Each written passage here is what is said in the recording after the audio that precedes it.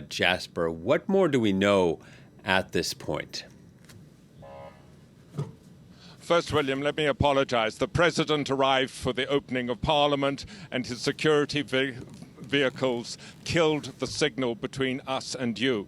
At 8:30 Central European time this morning, two militants drove a small grey commercial van up to the security entrance of the Interior Ministry building.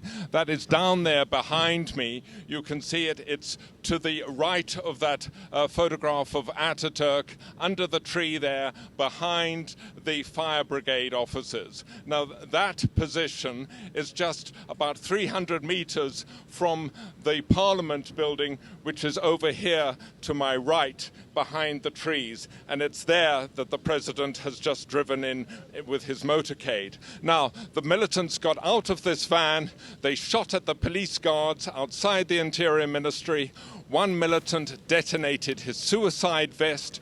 The other militant was shot dead.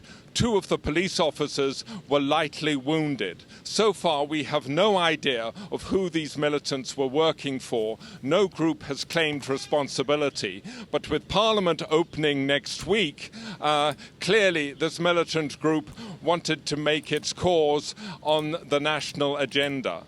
Jasper, what about the broader security situation? When was the last attack in Ankara? Well, I think the last major attack in Ankara was several years ago, but the last big terrorist attack in Turkey was in November last year, when 6 people were killed by a bomb that was left in Istiklal Caddesi, the main pedestrian thoroughfare of Istanbul, by a woman who was later captured. The attack was blamed on the PKK. The PKK denied responsibility, but security experts suspected that it was actually the work of the Islamic State.